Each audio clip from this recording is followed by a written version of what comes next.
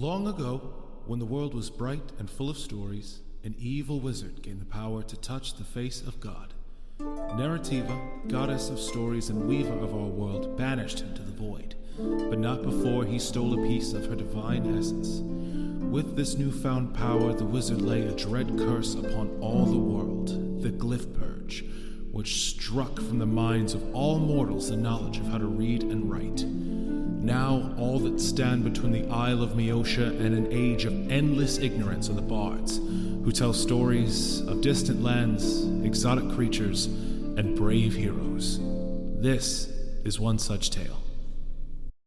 Hello and welcome to Challenge Rating Zero, the latest and greatest Dungeons & Dragons podcast to hit the internet airwaves. I am Sam, your Dungeon Master, and I am joined as always by my longtime friends and adventuring companions. Hello, I'm Brian, and I play Hektor the Gatekeeper. Hi, I'm Beth, and I play Rilla Longshadow. Hey there, I'm Alex, and I play Ruger Firehide.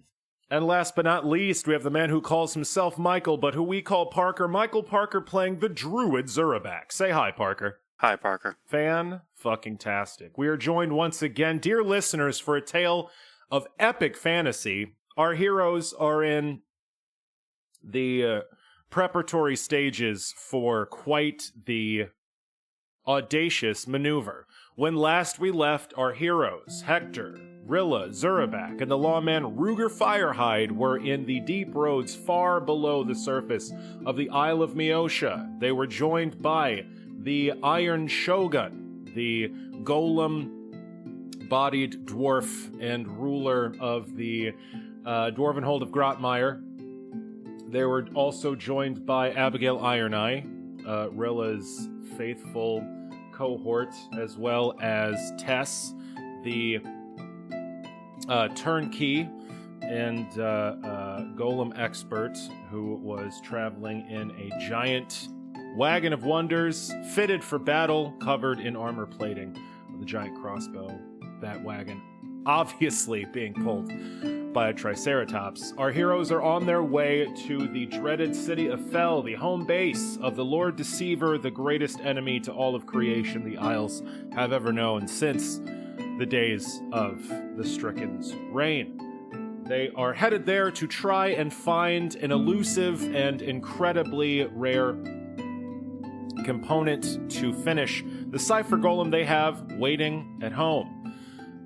Having foregone the option of ripping it free from the chest of the Iron Shogun, our heroes are very close to the city of Fel in hopes of finding one of these components to finally cast the spell they need to return the written word to the people and fix reality. At the same time as our heroes are traveling in the old dwarven vaults, mines, and tunnels to the city of Fel, their armies are gathering and getting ready to launch an attack on their other great villain, Conflagration, and her Knights of the Pyre, who are camped out in the desert as formerly scouted by Zurabak on one of his lovely little vacations, in the hopes to launch a surprise attack that will distract from our heroes stealthily entering the city of Fel. And so we join our heroes now.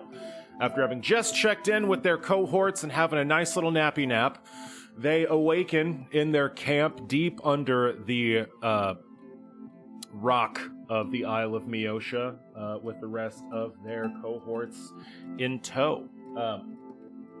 The Iron Shogun's metal body creaks into motion as the very small, liver-spotted, wrinkled dwarven head atop it cracks a very loud yawn, and the Iron Shogun looks around at you and says, Well, that was quite the bracing rest. I must say, I have not slept outside of the Bloodstone Keep in many, many years. It is nice to be back here in the world, to feel these iron legs of mine travel the old roads of my people. Are we all ready to push on? I snore loudly from the back of The carriage of cartage. Tess gives you a nudge in the ribs. Come on now, Firehide. We've got to go. All right. I'm getting up. We're burning whatever passes for daylight down here. How can you tell? Well, I don't know. I lit a candle a while back. It's almost burnt out. You figure things out. Let's just come on. Let's get a move on. All right. Tess snaps the reins on the Triceratops, which lumbers forward in its braces, pulling along the armor-clad wagon. Abigail Iron Eye scampers up to the top, where Rilla is still perched. The Iron Shogun turns to the Deep Warden that has most recently been leading you through the depths, who oozes out of the stone wall of the tunnel you're currently camped in. And Kyle. Kyle, that's right. Kyle the Deep Warden. He bows respectfully to the Iron Shogun before leading you on, and says, the way will not be far now. The stone is sick, closer to Fell. The foul magics infecting the city have bled right down into the blessed stone. Please watch your step. Cave-ins have become far more common here. And he makes his way forward with the Iron Shogun lumbering behind him.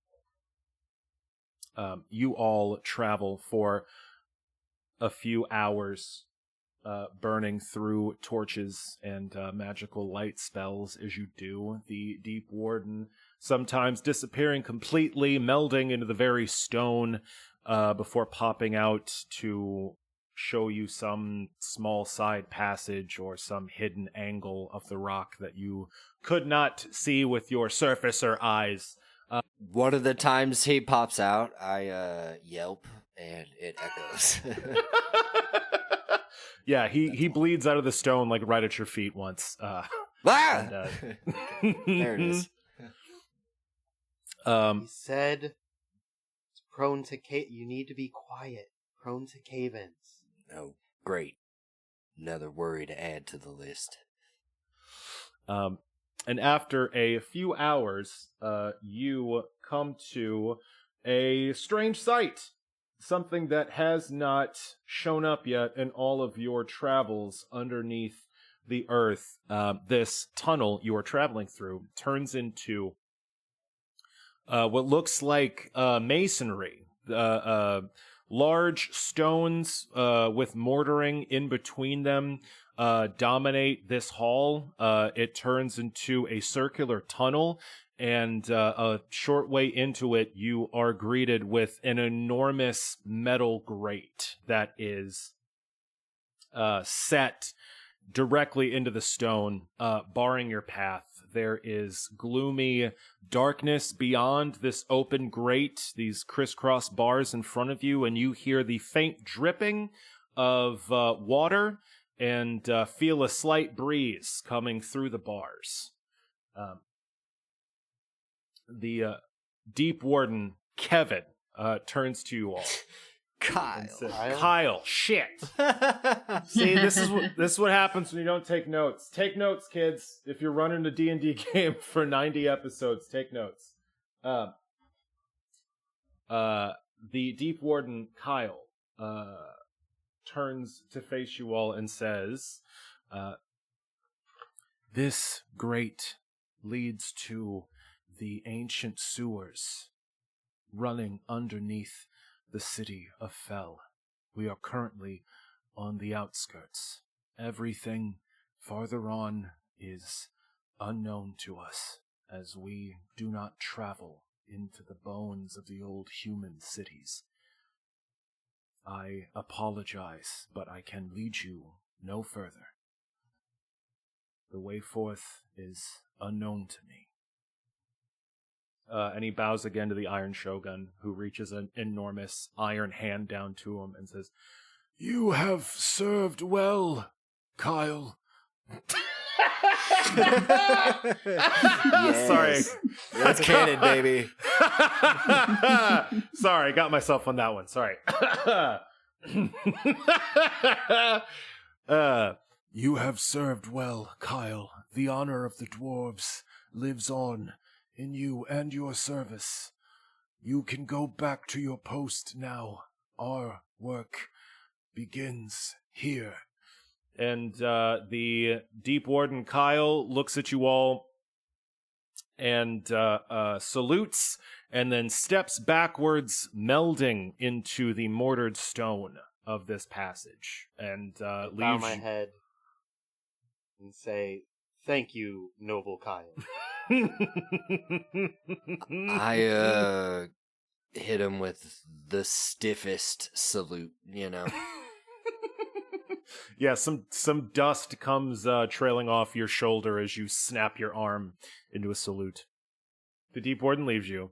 You are all staring down this enormous metal grate leading to the sewers beneath the city of Fel. The Iron Shogun puts an enormous metal hand up to his chin, stroking his very long, wispy white beard, and says, Well, this is certainly different from the craftsmanship of my people. But I suppose this shouldn't be too difficult to breach. and he tries again to crack his knuckles, but there's just like a horrible squealing sound of metal on metal, and he moves forward and grasps the metal grate with two massive hands. But before he does anything, he looks back and says, Would one of you strapping young bucks be willing to help me out? I wouldn't want to throw out my back. I look over at Hektor, the obvious young buck. So do I. I'm not getting up for this dude. I look at Tess. I don't know what you're looking at me for, young man. All right, fine. I grab onto the grate. Excellent. Hektor, you grab onto this giant metal grate, and you and the Iron Shogun start to heave. Why don't you go ahead and roll me a strength check, and I will do so for the Iron Shogun as well. Ooh, that's pretty good. 23. God damn! One-armed, too. Fucking impressive. You and the Iron Shogun heave. And yeah, Hektor, obviously a feat of strength like this is nothing new to you, but it is a little strange trying to get like traction and a good handhold with only one arm, but after a few moments of heaving, your muscles bulging, and the Iron Shogun's metal body emitting the sound of grinding gears, you two bend and then completely break these metal bars out from where they are driven into the stone with this terrible wrenching sound, and you pull this grate free. As you do, the stone around where this grate was anchored starts to crack. These cracks spiderweb out crazily in every direction and seem incredibly deep, like way deeper than they should be. There are these huge rents in the stone. I cast mending. You reach your hand up and channel your bardic magics into the rock, and you're able to pull some of these webs, these spider web cracks together. As you place your hand on the stone, through some of these cracks starts dripping an inky black fluid. And I need you to roll me a reflex saving throw to try to pull your hand back from this sludge. It's just Kyle. Kyle, you're back. Oh, we broke Kyle. He's leaking. Classic Kyle. Ooh, 22. Excellent. You pull your hand back just in time as you try to close up some of these cracks in the stone, and this inky black goo drips down, barely missing the tips of your fingers. And as it hits the stone floor of the tunnel you're in, you hear a hissing sound. This black goop starts to bubble, and little curls of smoke start to come up from this goop, which begins dripping even more through these cracks in the tunnel. The Iron Shogun looks at you all and says, Well, that can't be a good sign. I suggest we move quickly. and he just clomps off into the darkness beyond this now ruined grate. What do you all do? I say, yeah, pony, and then I ride my Triceratops through the grate. You ride your Triceratops pulling this wagon. Excellent. Why don't you roll me a ride check to see how well you drive this animal forward? Rilla, you and your cohort are just on top of the thing, so y'all are just going. And Zurabak and Snake and Hektor, you all just charge through? Charge is a strong word. I go last, just keeping an eye on the cracks and ready to cast more mending if it looks like it's going to collapse before anyone gets Zurabak just stone shapes it back to the way it was. Excellent. Excellent. Ruger, what'd you get on your ride check? A very big number, 17 on the dice plus a 15 modifier for a whopping 32. Oh. You apply the slightest amount of pressure to the pebbly leather hide of this Triceratops from your perch just behind its enormous skull plate, and this thing heeds your commands with preternatural understanding and starts a canter forward, hauling this wagon behind it. Rilla, you're actually jolted a bit as this thing gives, I don't know, a whinny. I think Triceratops is whinny. It's my world. It goes and charges forward. You're jolted a bit as the wagon takes off. And Hektor, as you are pawing at this tunnel, trying to throw another mending in it while your friends go free, Zurabak walks up behind you and casts Stone Shape, and from Zurabak's fingertips, a green glow radiates out, and the stone ripples and fuses back together into a seamless whole, cutting off any more of this black goop from coming through. And you all make it past absolutely no problem. The tunnels beyond are similar. It's this sort of stone masonry, looks like brickwork. You know, these large red stones with mortar in between them in a perfect circle. And the floor of this tunnel, which is wide enough for your entire party and wagon to travel through, is covered with a thick layer of nasty, like, crust.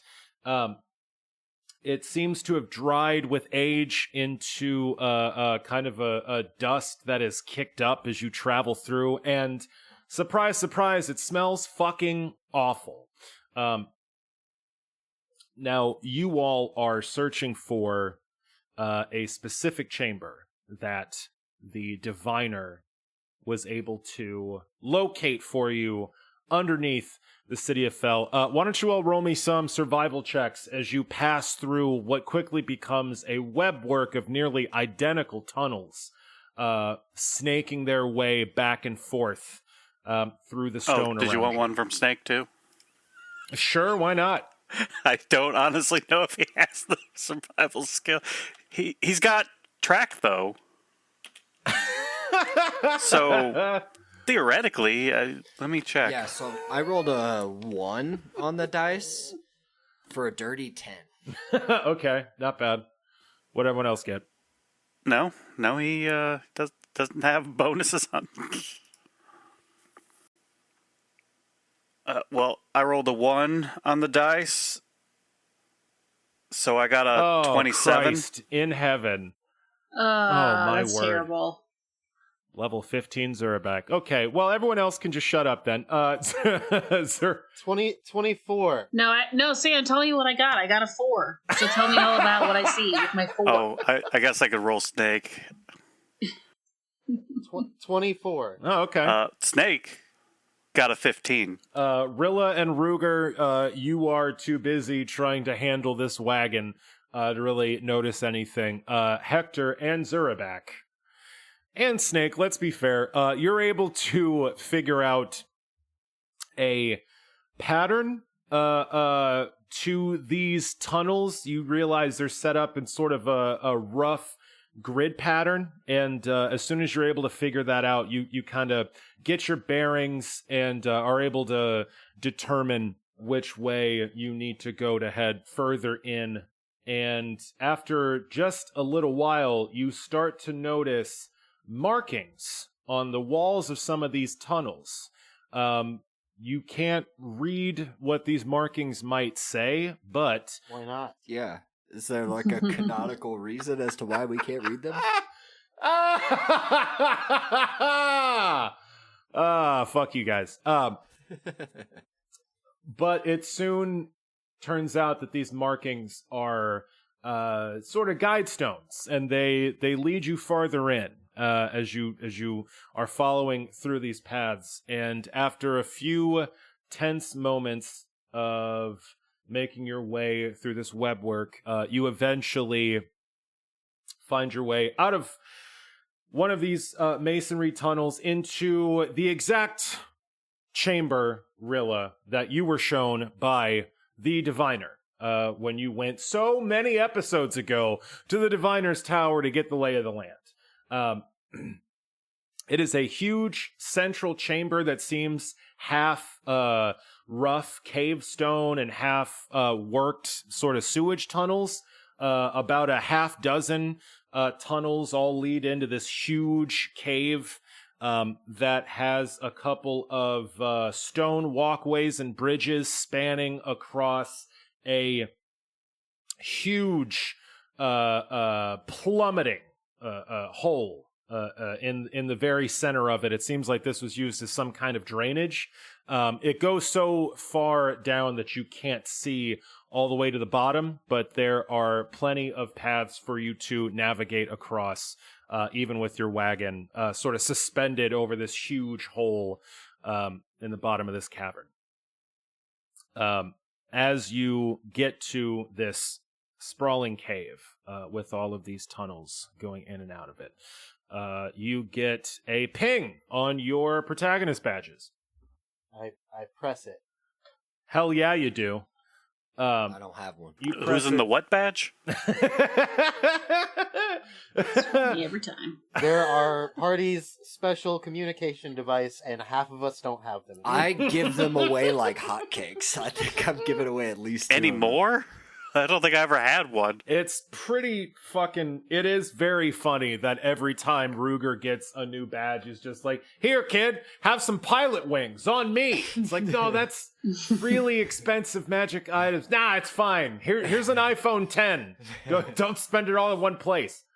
I'm deputizing them, damn it. Mm-hmm. So, Hektor, you tap your protagonist badge, and you hear the voice of Bonnie Bolt, Ruger Firehide's cohort. Hello there? Protagonist, come in. This is Bonnie Bolt. Is anyone there? We read you loud and clear. How are things there? Things are pretty good, Mr. Gatekeeper. We're pretty well set up and ready to go on your mark. We got some pretty nasty surprises set up for these Knights of the Pyre here.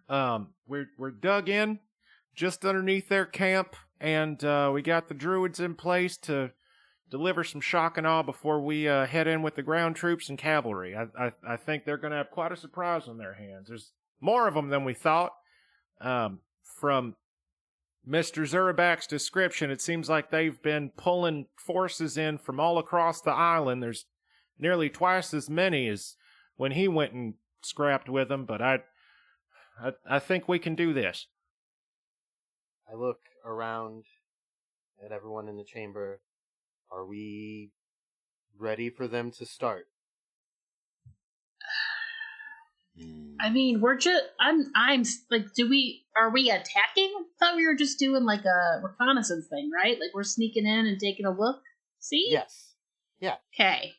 But we're wanting the chaos of a battle happening with her forces to be a distraction. Right. So this is an in and out mission. We're not going to scout, come back out, go in again, right? We're just going in to find the piece. Yeah. And then try. So once they start, it'll take. I also think it's dependent. Wouldn't it be like if we go in and it's a full scale army in there? Then Hektor will make a noble sacrifice. Okay.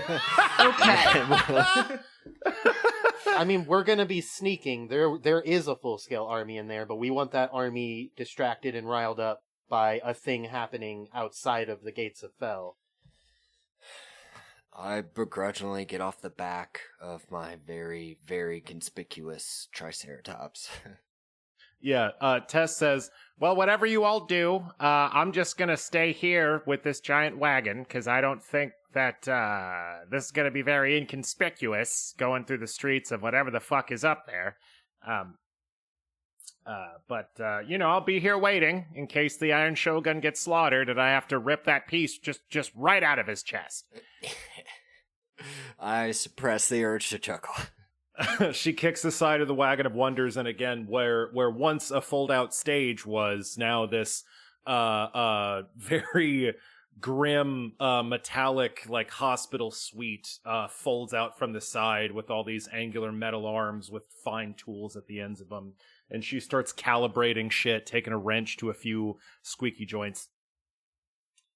All right, so I've got the commander of an army about to go into battle on the other line, and we're just waiting for everyone to say go ahead for me to give her the go ahead. So can we, anyone want to speak up? Nope. All right, I'll take that as a yes. Let it rip. Everyone else, are we ready for the army to start their battle? Yes. By the lot of Protos. Yes, let's do it. Don't die, kid. I say it to my speaker thing, and then I hang up on her because Hektor has it. Hektor, you hear on your line.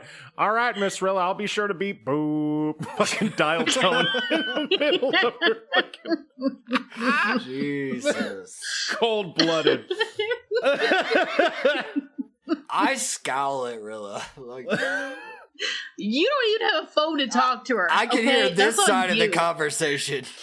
No, fucking Ruger's got his ear pressed to Hektor's badge, like, which is on my forehead. I just want to. It's real awkward. It's real awkward. Is it though? Nose to nose. All I heard was Ruger has his head attached to. Yes, that is. Wow, you my got brain it. stopped working to his chest, to your chest. Just listen to your heartbeat. I believe his name is Kevin. God damn it. Now I have to leave in all those other fuck ups. God damn it. You absolutely do. Fuck. Don't dull this magic, Sam. I got it under control. Don't worry about it. So, Hektor, what do you do? Bonnie, Yes? extinguish the flame. Sir, yes, sir. The line goes dead. And, yeah. Wait. Tell her to make that bitch drink lava. I tap my protagonist badge. Yeah? Mr. Gatekeeper? Zurabak wants you to make the Great Conflagration drink lava. Just if that's possible at any point. If it comes up. If it comes up. Oh, okay. Understood. Well, sure. Yeah, I'll put that on the list of things to do. Absolutely, top priority. Was it anything else or? No, good luck. All right, thanks. Bye. Did she say she's gonna do it? She said it's at the top of her list. As it should be. I go and pull out my scryan mirror. Oh, wait. Do you think I should have told her to let me do it? Just, hold her down? That might have been more fun. I help Hektor set up his scrying mirror. Yeah, you pull out this enormous silver mirror from the back of the armored wagon, and you set it up. And Hektor, I'm guessing you cast Scry. No, Snake, it would not be better if you just ate her. We have to have some originality. Because Polly says so. This is a new feature. I like this. One-sided conversations with a snake that can't talk back. This is great. He talks back. The look in his eyes, the disappointment, the hunger. Well, to be fair, I can hear him just as clearly as I can Rilla's talking cat, so...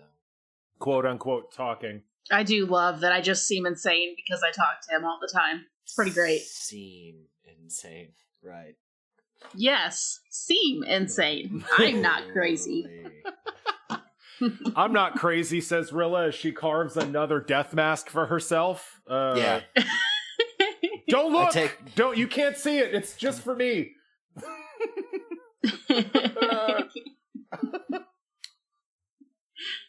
Ruger, please don't ever start having conversations with your horse. He talks to that thing all the time. All the time, buddy. Too late. But like full back and like I talk to my dog, but like the full back and forth conversation. You have a dog?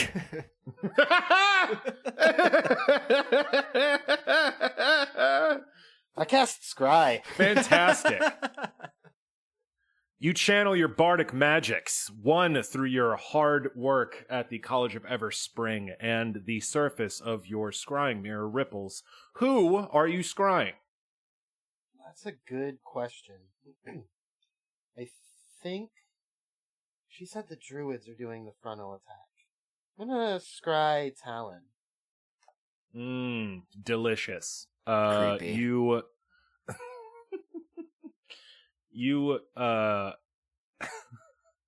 focus your magics, and the surface of the mirror ripples, and a picture resolves itself in the surface of your mirror, and you see not the blue eyes and raven black hair of Talon. You see an enormous bird of prey. You see a harpy eagle with a proud double crest flaring as it sweeps across the skies of the Raging Sands desert, surrounded by a fleet of other enormous birds of prey.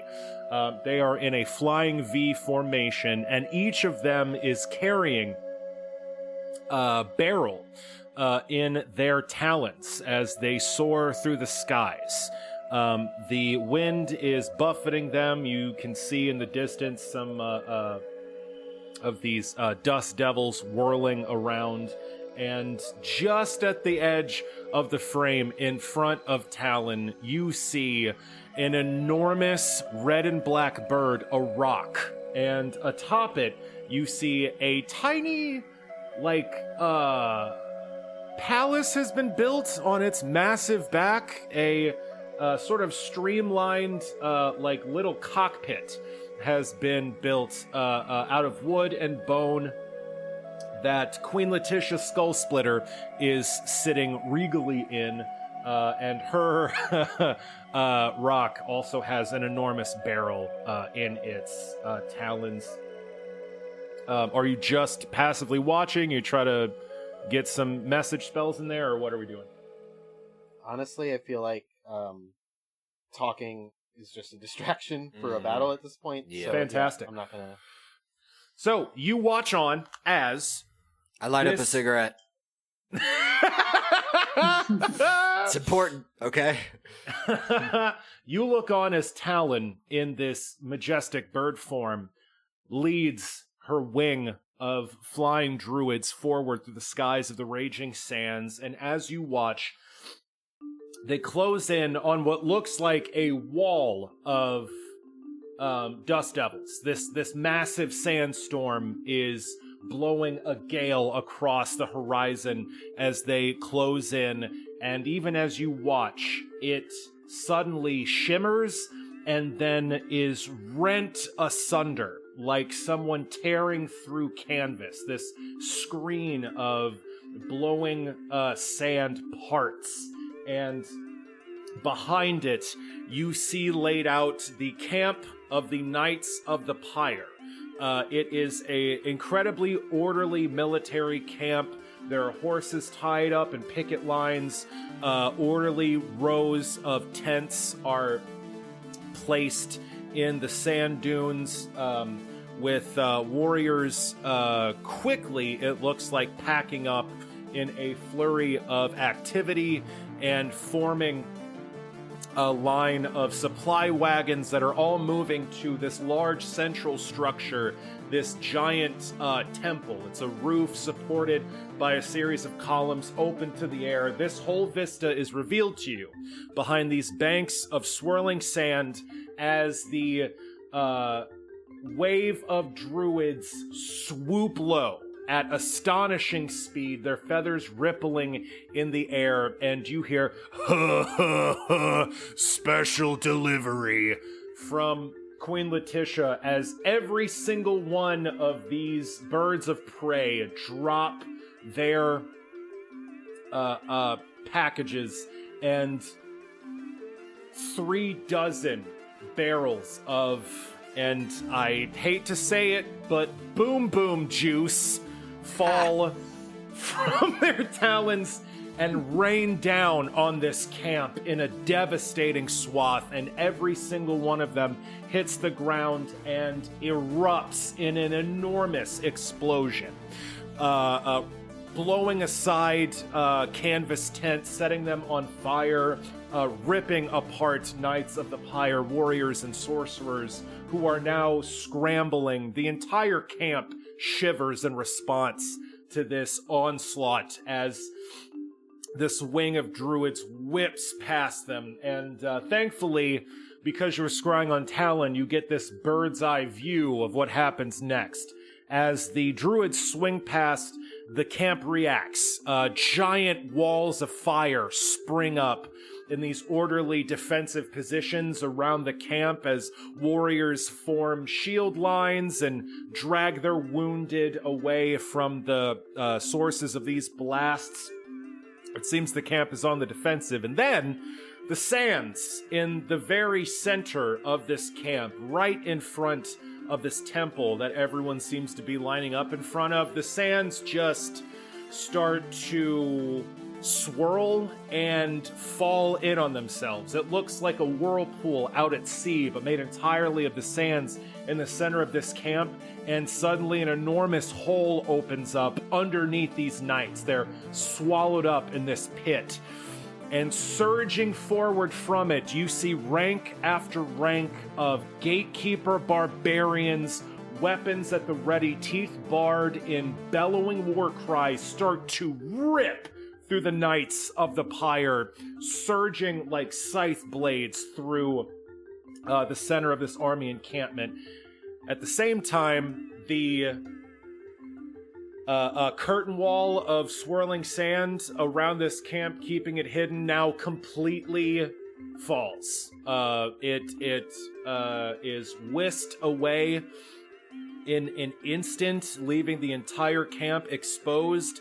And from the left and right flanks, you see lines of cavalry, the Order of the Quill in their gleaming breastplates, lined up in two wings on either side of this camp, and they sweep in with the thunderous pounding of hooves on sand and buffet this camp on either side, lances at the ready, and even from the vantage point high up in the air of Talon, the unmistakable profile of Ruger Firehide can be seen in his coat and hat on a jet black horse, holding up a hand axe that is somehow on fire. It seems like Bonnie's really committed to this role and is leading an entire wing of cavalry just directly into the heart of this camp. Now, you see all of this happen in just the span of a couple of minutes. This airstrike from the druids this crazy weather magic, the camp falling in, the cavalry swirling on either side. It is absolute chaos. And how long does your scry last, Hektor the Gatekeeper? 8 minutes. So, in the span of time you are able to scry, you see the druids wing around once again and dive back in. And now they start shifting into more aggressive terrestrial animal forms, wolves, bears, mountain lions, and they drop from the sky and they start ripping into Knights of the Pyre. And it is just as Talon turns into a tawny mountain lion and rips the throat out of one of the knights that your scry spell winks out, with the camp in utter chaos. I grin wolfishly. The Iron Shogun leans down over the both of you where he was watching the proceedings and says, "Well, your troops are trained well. They're very brave warriors to assault such a large camp. I wish them nothing but the best. From my reports, the Knights of the Pyre are no small threat. But now that the attack has begun, we have our own work to do. We must find our way up to the streets and see if we can't locate this infernal piece of machinery. Come, let us go." And the Iron Shogun turns and looks about this massive cave you're in, with all of these tunnels leading off into darkness. And he looks at one that is the highest up on a far wall, with some old iron ladder work sort of bolted into the wall beneath it, and he makes his way over and, digging his hands into the very rock, starts climbing up to this tallest tunnel. What do you all do? When the image goes out on the scrying mirror, Hektor just stays looking at it for a little bit longer. Mm-hmm. He says, "Narrativa be with you." Gets up. I guess, hey, Diviner? Yes, this is the Diviner. Keep us up to date. Absolutely, Hektor. Half of my mirrors are dedicated to monitoring this battle. As I explained to Rilla, I am unable to use my considerable powers to monitor the situation in the city above you, but I will keep my eyes on this fight. Nothing will transpire without you knowing about it. Thank you. Shall we? Yep. Yeah, fuck it, let's go. I clang my axe against my shield. Who's ready to die? Huh? It's not so bad, I've done it before. What a brag. Abigail pipes up at that, your dwarven cohort, and says, "Oh, well, I'm not quite ready to die, but I'm certainly game for a bit of adventure. Don't worry, I've had no premonitions of our untimely demise up there. Though, I don't have premonitions of everything." Yeah, I was about to say, do you think you'd see your own death, and how would you feel about it if you did? I kind of personally wouldn't want to know. Well, that's quite an existential question there. I don't know. I haven't seen my death yet. I think that's a good sign. At least that's how I choose to take it. Yeah, fair enough. For all you know, it'll be a fun surprise, right? Oh, I love surprises! You want me to come with you up there? Okay, so, is Bonnie, is Abigail, tromping around, and I gotta double check what you put her in. Is she, just... Abigail is a dwarven cleric. She wears full plate armor. Yeah. We're traveling with an iron golem. Mm-hmm. There's gonna be... That's true. We might as well have two of them, right? we're not as a party sneaking. We might have perhaps an individual who is stealthy scout. Yeah. Iron Golem, I'm wearing a breastplate. Well, I don't wear armor, unlike y'all. And am I still, because I have one whole level of rogue, am I our rogue? Am I the stealthy one? I'm sure Zurabak has some crazy shit to make him the stealthiest of stealth. He's got pass without trace and stuff, so I think that title has been changing hands. I mean, you have invisibility, right? I do, yes. Yep, you have invisibility. If we combine invisibility and the pass without a trace thing, that's pretty good, though we're still going to be making a lot of noise. I mean, I have an 11 modifier to my move silently, but we're with an Iron Golem. I think we're really banking on the chaos of this fight to keep them distracted, and I think we are going to have to move with purpose to try and find this needle in a hellish haystack, and see what happens. All right, so did you want Abigail Iron Eye to come with you? Yes. Fantastic. Yes. So, our 4 protagonists, the Iron Shogun. Please bring the cleric. Yeah, please, right? So, our 4 protagonists, the Iron Shogun and Abigail Iron Eye. You all approach this tunnel high up in this cavern beneath the city and make your way forward. Is Anthony with us, or is he still? He was that black goo earlier that was oozing out. That's an excellent question, Hector. And it is, as you wonder that yourself, you realize you haven't seen Anthony in a while. He hasn't been with you guys for the past few hours, but just as you have that thought, a shadow moves next to you, and Anthony Geist is just standing at your heel. I feel as though I was summoned. Are we ready to move into the city, protagonists? Oh boy, I don't love that. Who summoned him? Not it. I swear. I only worshipped him the one time. My work with your armies is completed.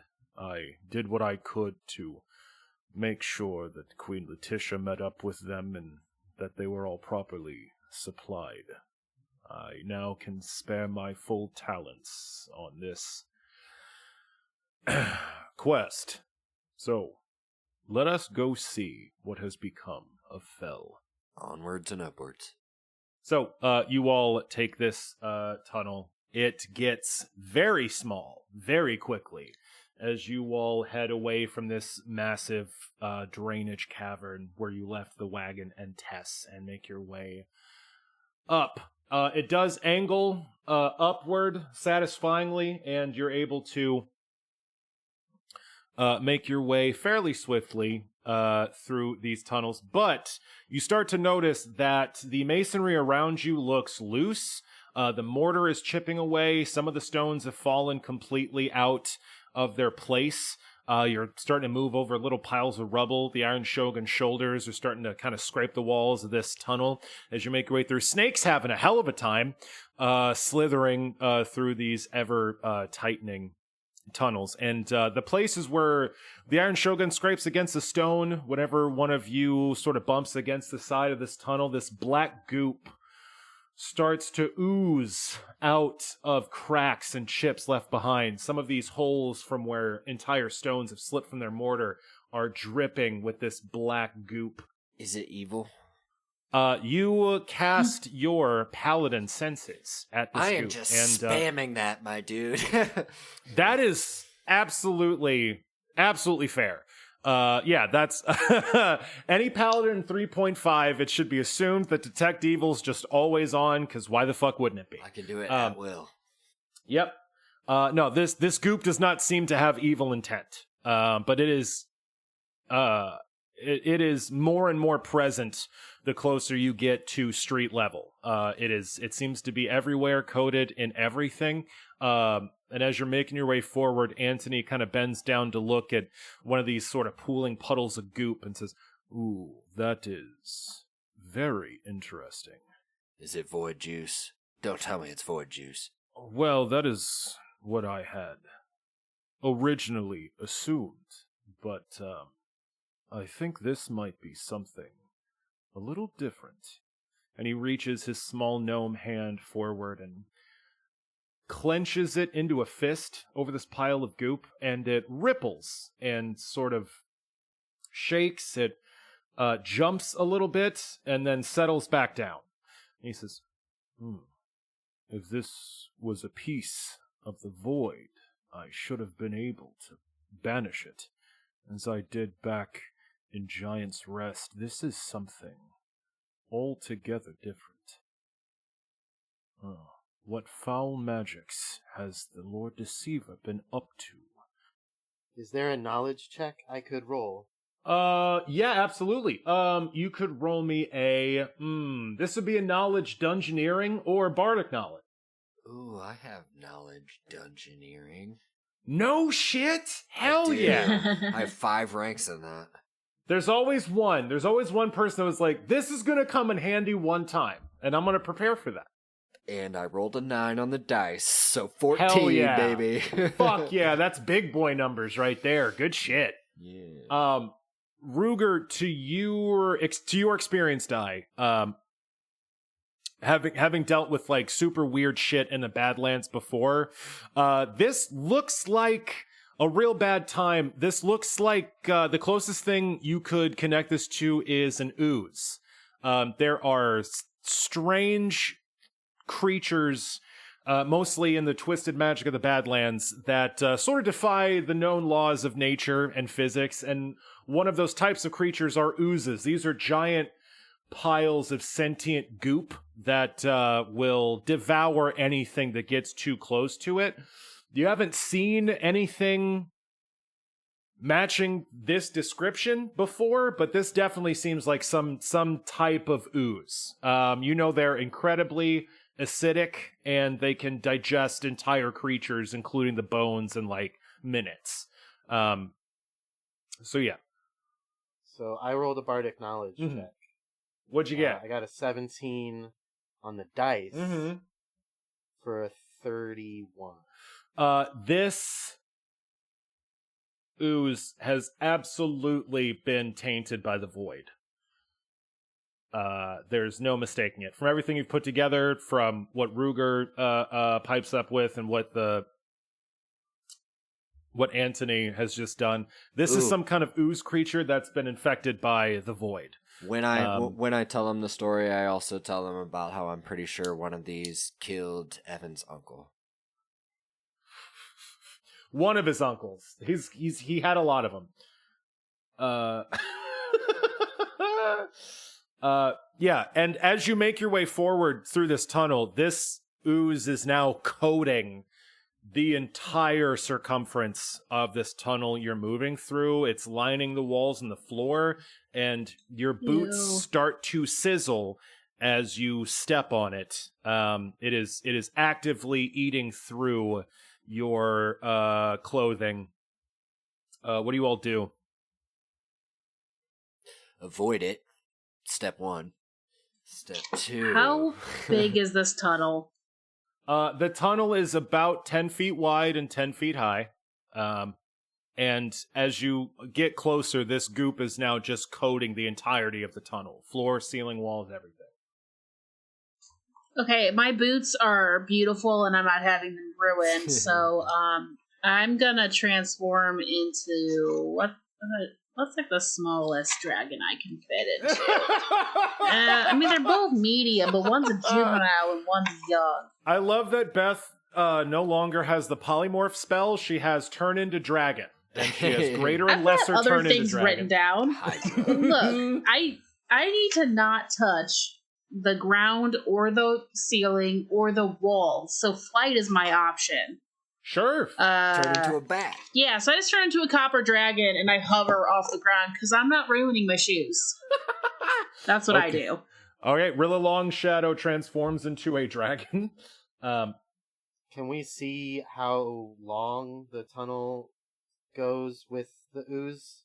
It seems as though the entire tunnel for the length you can see, is just this like shiny black hole before What's you. the length we can see? Yeah, about 60 feet. Is that due to darkness or? Yeah, and it's just kind of Cast? yeah. There's not a lot of light down here. Who needs light? Hektor I do. and Ruger. Oh, I don't have dancing lights. I got a flaming axe in my hand You right do? now. It's a torch. Right, but I'm talking about a light that we can send further down. I have light. I have the spell light, but I'd have to, cast that on an object, and so that would only radiate from us. Say please. Please? Pretty please. Yeah, because I have it. Where the fuck is it? Yeah, it's Okay. dancing lights. It's like a 0 level. Yeah, so I cast dancing lights. Fantastic. Boom. You create 4 shimmering orbs of light and you cast them further down the tunnel.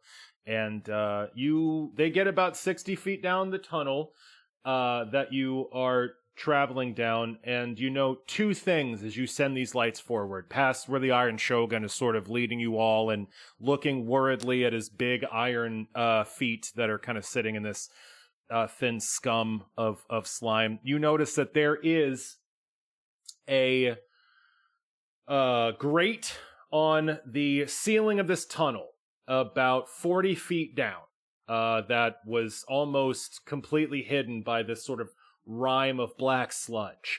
And you notice that 60 feet down, at the edge of your vision, is just a solid wall of this slime, and it starts to bulge out a little bit towards you all as the dancing lights get closer. Okay, so that thing's gonna eat us, right? Definitely. Okay. I feel like we're in its mouth right now.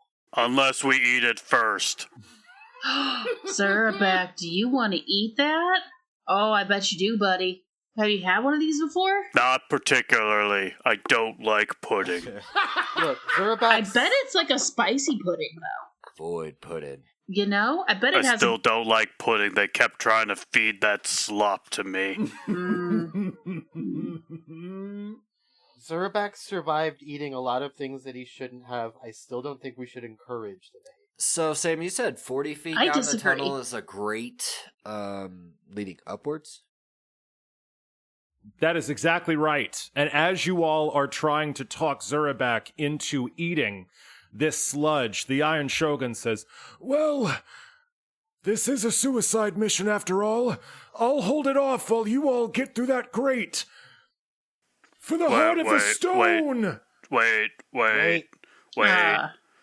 What? Zurabak just cast Stone Shape to make a tunnel going up.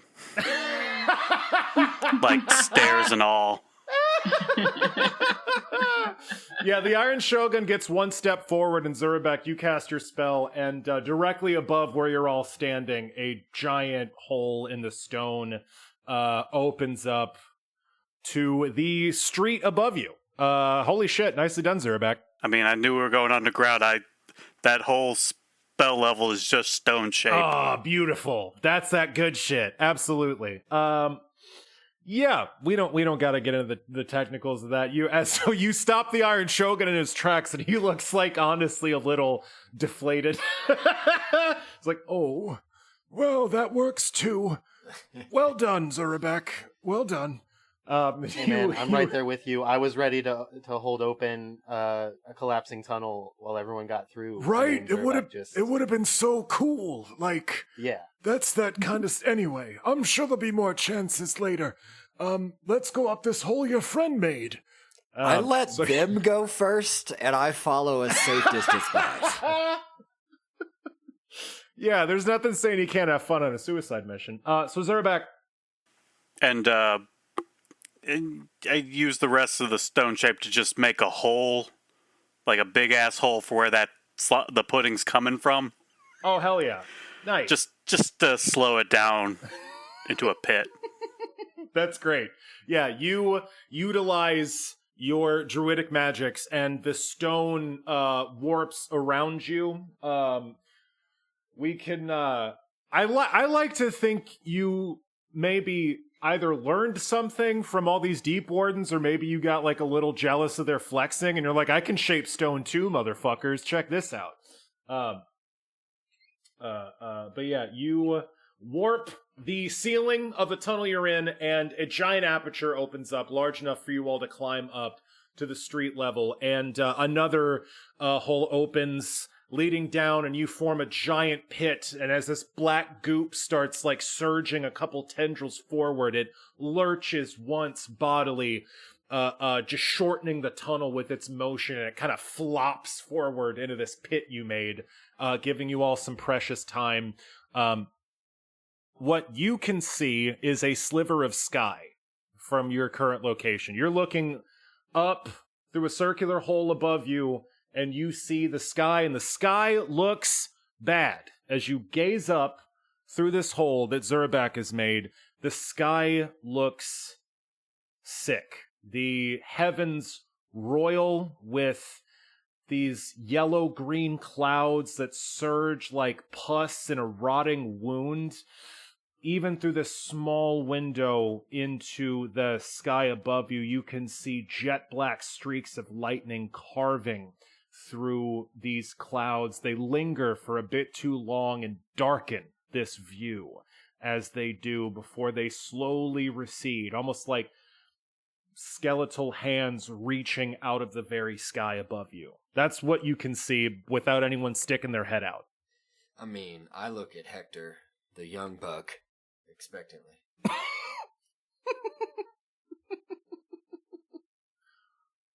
All right. I go first. Hell yeah. Wait until I give the all clear. The Iron Shogun makes this basket with his hands, and you step into it, and he just flings you upward with this inhuman mechanical strength. And it's like you're on a fucking you are just flung like boy, I can't think of any goddamn metaphors, which is bad if you're a dungeon master. Hold on, give me a second. I gotta dig deep for this one. All right, you step forward in the Iron Shogun's hands, and he flings you upward with inhuman force, and you are flung like a stone up out of this hole, and the city around you comes into view as you land. Why don't you roll me a tumble check real quick, Hektor the Gatekeeper? Tumble? I can't use that untrained. Okay, roll me a jump check then. Ooh. I rolled 1 on the dice for an 11 total. Hell yeah. Yeah, you were able to get to your feet without any serious worries. You are flung up. I tried to make it look cool.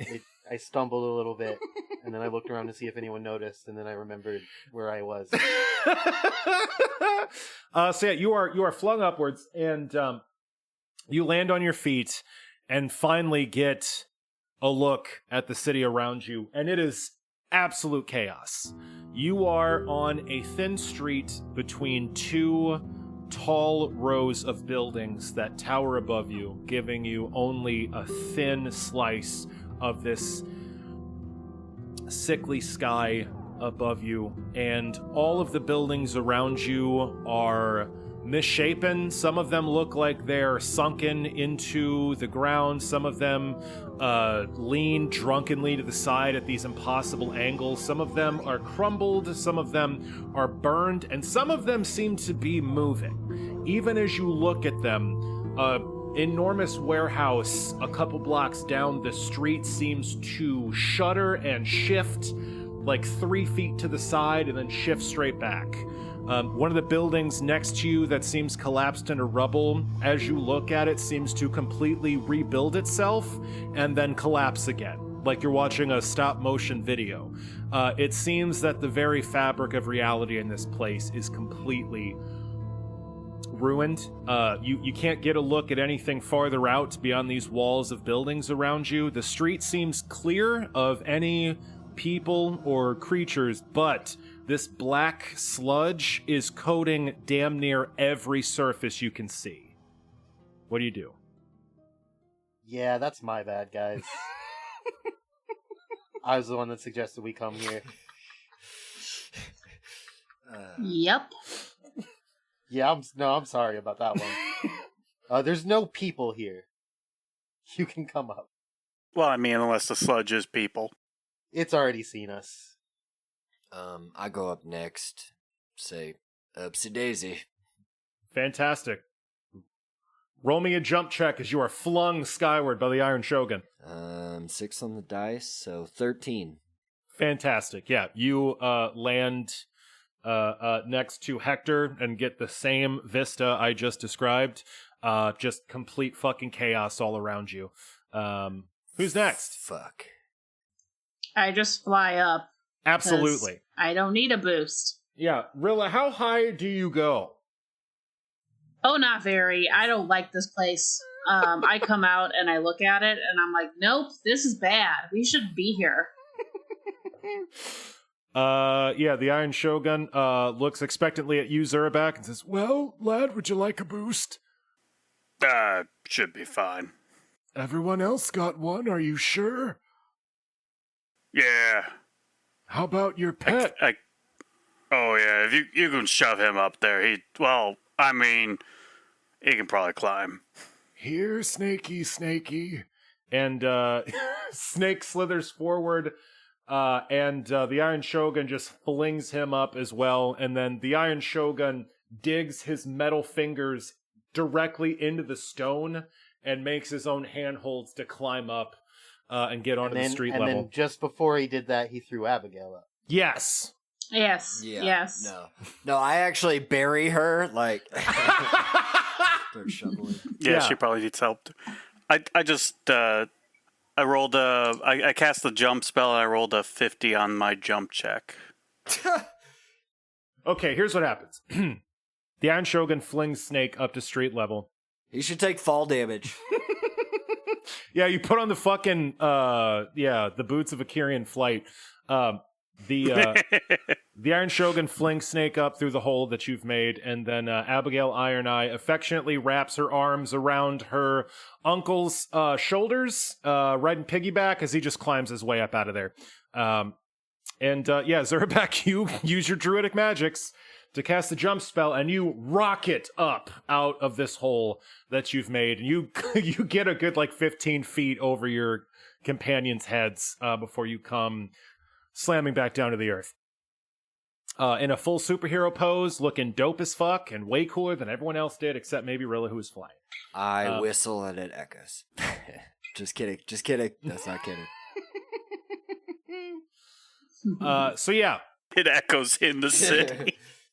The ooze is a great sound. Zurabak, as you touch down, it seems that this black ooze surges again, and just as you clear this tunnel, as you look down the hole you've made, the entire tunnel you just traveled down is now completely full of this roiling black goop, and it is starting to slowly rise up the aperture you just made to... let's just close that.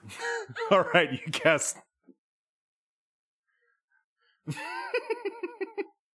You cast Stone Shape again and just seal that right up? Hold on, let me look up the spell. It still might just be active. Oh no, yeah, it's instantaneous. Yeah, so I use another casting. Just close that on up. Fantastic. You all look around you at this chaotic scene. You're on a thin street between these two tall rows of buildings, all pitched at crazy angles, sunken, crumbling, some of them moving, even as you witness, and the sickly yellow-green sky surges above you. And the Iron Shogun looks around at all this desolation and says, Well, I have to say, young gatekeeper, this is not the path I would have chosen, but I think this may just be the perfect place to die. But, before then, let us see if we can find what you're after, someplace other than my chest. Where should we start? And with that, we will end. Hey there, dear listener. Sam the DM here, checking in with the credits at the end of the show. Challenge Rating 0 was edited by the incomparable Audius Prime, aka Matt Sims. You can find more of his work at audiusprime.com. Music for Challenge Rating Zero, including our amazing theme song, is provided by the harp wolf Danielle Williams. You can find more of her work at danielletaylorharp.bandcamp.com, including her album Why Are We Surprised When Seasons Change. Additional music for Challenge Rating Zero is provided by Justin Ra. You can find more of his work at justinra.com, including his album Age of the Spirit. If you want to find us on social media, we are on Facebook and Instagram at Challenge Rating Zero. We are at Twitter at Challenge_Zero. And if you'd like to email us here at the show and send in any questions for As the Dice Turn segment, you can send any emails to challengeratingzero@gmail.com. Any questions we receive will be read on air. If you'd like to support the show, we are on Patreon, patreon.com/CR_ZERO. We've got some bonus content on there for you folks if you are interested. And if you can't support us fungibly, we ask only that maybe you take some time to give us a review, recommend us to a friend, all that good stuff. Thank you so much for listening. We're still trying to make the best show we can for you folks. We're going to keep on keeping on. I hope you all take care of yourselves and each other out there. We'll see you next time.